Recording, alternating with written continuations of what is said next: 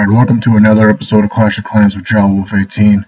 Today we're going to go over this clan that my friend Nick, aka Stoneaz, told me about this clan. And I actually caught them at a lucky time because they are about to fall. So that's why I'm going to call this episode The Rise and the Fall of a Clan.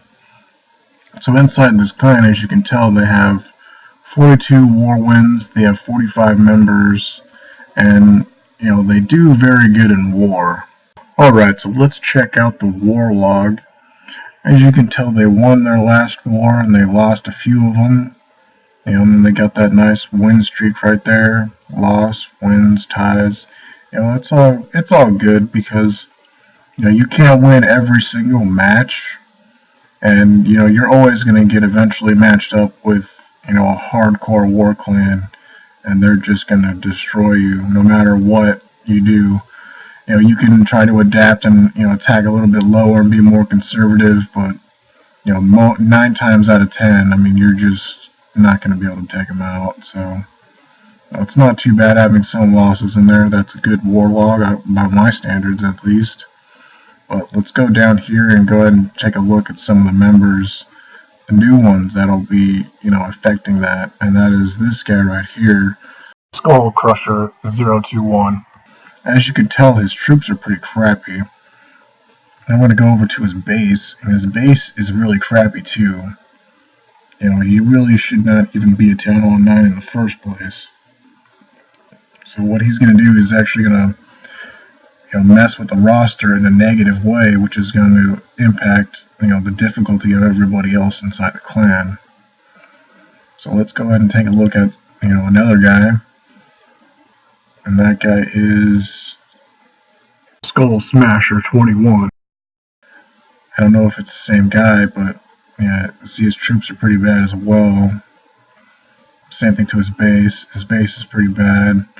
So he's just going to end up affecting the roster in a negative way, which is why you don't want him.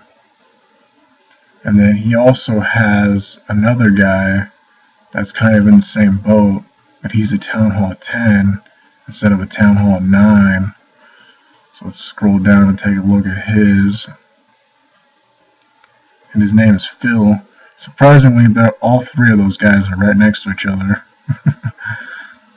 So let's go ahead and take a look at the base.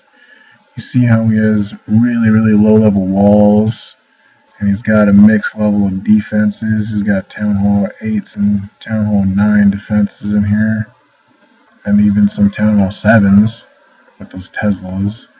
But he's not ready for war either, so he's just going to affect it in a negative way. That's why you don't want him either. Alright, so this next part I'm actually going to show you some of my old clans that I was in. So this first one is Battlehammer. Battlehammer was the very first clan I was ever in, and we started losing. I didn't understand why at the time, but then I found out it's because there's a lot of people in that clan that rush. And I'm going to show you the number one rusher in their clan, Robert. So his clan, or his base, is actually pretty rushed, as you can tell by his wizard towers, his archer towers and whatnot.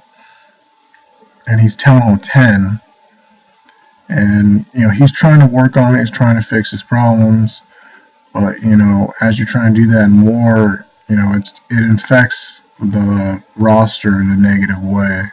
So that's why I wouldn't even consider putting Robert in the war roster until he fixes his stuff.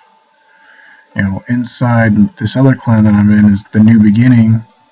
As you can tell, his troops are not too bad, and his walls are not quite where they should be, and he's still got a couple of defenses to catch up. He's not that bad. He might be somebody you could invest into time and have him to be a good player.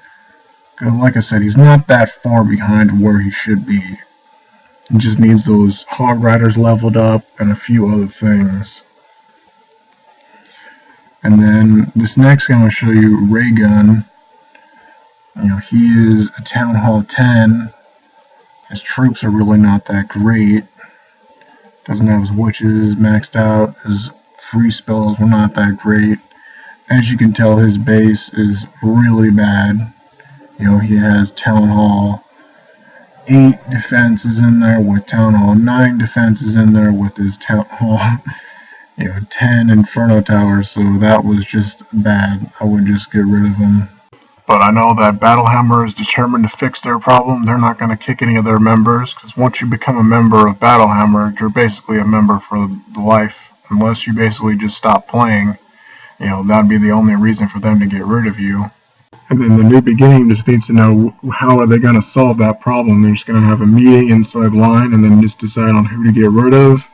Or are they just going to stick them out and just, invest into them? Or just going to cut them loose? And in this new clan that I'm in, if they just cut those players loose that I went over with you guys, they'll be fine. Right, and this is Clash of Clans with JawWolf18, and don't forget to like, comment, and subscribe, and feel free to add me online. My ID is JawWolf18.